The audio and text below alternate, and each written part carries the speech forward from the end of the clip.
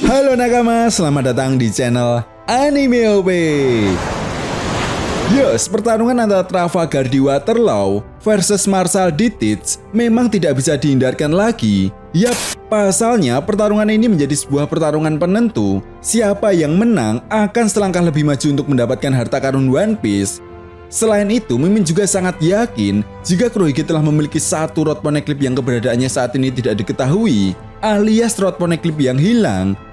Artinya, jika misi Aokiji Guzan di Whole Cake Island telah berhasil mendapatkan salinan rod poneglyph yang dimiliki oleh Big Mom dan menculik Carrot Pudding, maka sudah sangat amat jelas Pulau Locktail ada di depan mata Kurohige saat ini. Nah, hal ini karena Trafalgar Law sendiri telah memiliki dua salinan rod poneglyph yang berada di Pulau Zu dan juga negeri Wano. Well, sampai di sini yang menjadi sebuah pertanyaan besarnya adalah bagaimana cara Law mengalahkan Kurohige dan mempertahankan salinan rod poneglyph yang dia miliki?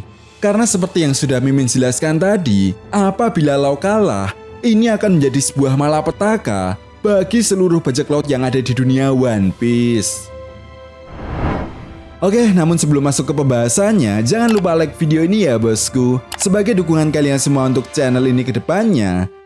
Nah, jika sudah, terima kasih banyak dan mari kita mulai.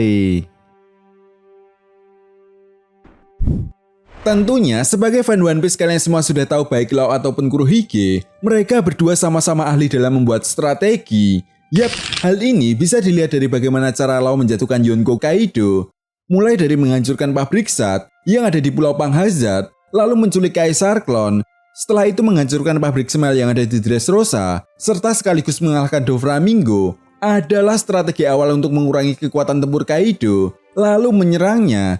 Dan sudah sangat jelas, semua itu dilakukan oleh Law dengan perhitungan, kesabaran, dan rencana yang sangat matang. Karena Law sadar betul untuk menjatuhkan seorang Yonko memang membutuhkan waktu yang amat sangat panjang. Dan hal itu pun sama persis yang pernah dilakukan oleh Marshall di Teach ketika ingin merebut tahta Yonko Shirohige. Selain itu, satu hal yang perlu kita ingat, keduanya pun memiliki kekuatan buah iblis yang bisa dibilang overpower, di mana Law sendiri memiliki kemampuan buah iblis OP Nomi tipe Paramecia, sedangkan sang Yonko Kurohige memiliki dua kekuatan buah iblis yaitu Yami Nomi tipe Logia dan Gura Nomi tipe Paramecia. Nah, sebagai fan One Piece, pastinya kalian juga sudah tahu kekuatan tambahan apa yang akan diberikan kepada penggunanya dari masing-masing buah iblis tersebut. Dan dua kekuatan buah iblis yang dimiliki oleh Kurohige saat ini adalah combo kekuatan buah iblis yang sangat mematikan. Nah, mungkin ini juga bisa menjadi jawaban kenapa seorang bajak laut generasi terburuk yaitu Basil Hawkin pernah mengatakan kekuatan para Yonko di luar akal sehat manusia. Itu sebabnya pada manga One Piece chapter 1063, Law sempat ingin kabur saat bertemu dengan kelompok bajak laut Kurohige. Ya, meskipun sebelumnya aliansinya dengan kelompok bajak laut topi jerami berhasil mengalahkan Yonko Kaido dan Big Mom, namun Law paham betul bahwa untuk mengalahkan seorang Yonko bukanlah sesuatu hal yang mudah. Lalu sampai di sini apakah artinya Law akan kalah? Jawabannya bisa iya, bisa tidak. Tetapi yang perlu kalian semua ingat adalah seorang Yonko Kaido pernah mengatakan jika kekuatan buah iblis OP Nomi sangat merepotkan dalam hal pertarungan. Jadi rasanya tidak mengherankan jika pemerintah dunia saat ini sampai rela merogoh kocek 5 miliar berry hanya demi mendapatkan kekuatan buah iblis ini. Yap, harga yang lebih tinggi dari semua nilai bounty para Yonko saat ini, termasuk Marshall di Teach. Dengan kata lain, pemerintah dunia sadar betul apabila kekuatan buah iblis ini jatuh kepada orang yang salah, maka akan menjadi ancaman yang sangat serius bagi pihak pemerintah dunia di masa depan. Sama seperti halnya kekuatan buah iblis Mythical Zoan Hitonomi model Nika yang dimiliki oleh Luffy. Jadi sampai di sini apakah kalian semua bisa membayangkan bagaimana mengerikannya kekuatan buah iblis OP Nomi apabila digunakan oleh orang yang tepat? Dan hal itu pun sudah dibuktikan oleh Law jika dirinya telah berhasil mampu membangkitkan kekuatan awakening dari buah iblis OP Nomi, di mana seperti yang kita tahu, kekuatan awakening ini menjadi salah satu kunci kalahnya Yonko Big Mom di negeri Wano. Ya, seorang Yonko Big Mom yang sulit untuk ditembus saja bisa terlihat tidak berdaya ketika Law menusukkan pedangnya tepat ke arah Big Mom dengan kekuatan awak keningnya ini. Nah, jelas hal ini bisa menjadi suatu keuntungan bagi Law yang menurut Mimin bisa menjadi kunci kemenangan saat melawan Kurohige. Pertama, buah iblis Yami Yami no Mi tipologia yang dimiliki oleh Kurohige berbeda dengan kekuatan buah iblis Logia pada umumnya. Kekuatan buah iblis Yami Yami no Mi memang bisa menyerap kekuatan buah iblis yang dimiliki oleh Law secara langsung, tetapi tidak bisa membuat Kurohige berubah menjadi kegelapan.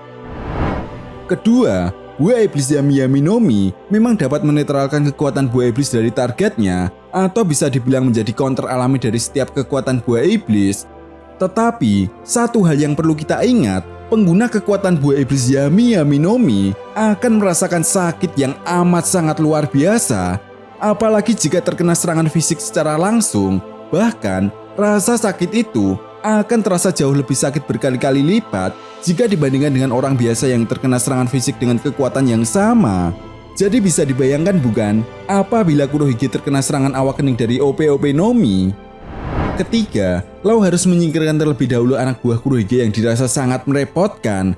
Nah, seperti yang kita tahu, pada manga One Piece chapter 1063, kita semua akhirnya diperkenalkan kekuatan buah iblis dari beberapa anggota bajak laut Kurohige.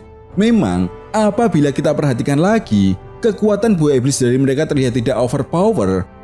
Namun kekuatan buah iblis mereka sangatlah merepotkan bagi musuhnya, seperti kekuatan buah iblis milik Dokyu yang memiliki kekuatan buah iblis Siku no Mi, di mana dia mampu menginfeksi targetnya dengan penyakit hanya dengan hitungan detik saja.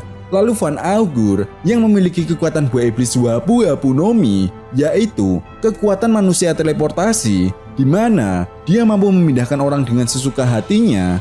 Dan yang terakhir yaitu Jesus Burgess yang memiliki kekuatan buah iblis Riki no Mi. Nah, dengan kekuatan buah iblis ini, Burgess dapat meningkatkan kekuatan fisiknya di luar batas. Dan menurut Mimin, Dokyu dan Van Augur lah yang harus pertama kali disingkirkan oleh Law dan juga para anggota bajak laut hati.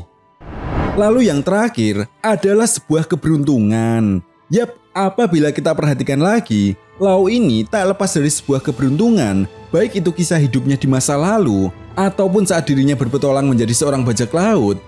Lalu keberuntungan seperti apa yang akan membuat Law menang melawan Kurohige?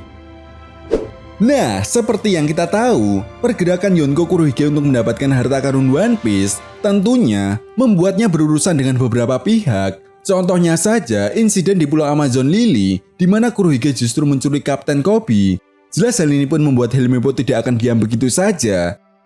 Karena pada manga One Piece chapter 1061, Helmeppo diperlihatkan sedang meminta bantuan meminjam Seraphim demi menyelamatkan Koby. Lalu sisa-sisa dari anggota kelompok bajak laut Big Mom pastinya juga tidak akan diam begitu saja melihat Carrot Pudding diculik oleh anggota bajak laut Kurohige. Apalagi Katakuri yang memiliki sifat loyal terhadap adik-adiknya pastinya tidak akan diam begitu saja. Dan bisa jadi pihak-pihak yang dirugikan oleh bajak laut Kurohige akan datang saat bajak laut hati benar-benar dalam keadaan terdesak, sehingga mereka pun akan membantu Law untuk mengalahkan Kurohige. Dengan kata lain, mereka akan membentuk sebuah aliansi dengan tujuan untuk mengalahkan Kurohige dan menyelamatkan Kapten Koby serta Carrot Pudding. Well, itu tadi merupakan cara Law mengalahkan Kurohige. Jadi, siapakah yang akan menang dalam pertarungan ini? Tulis pendapat kalian semua di kolom komentar ya bosku. Dan jangan lupa untuk like, subscribe, dan share video ini. Oke, sampai di sini dulu pembahasan kita kali ini. And see you next time.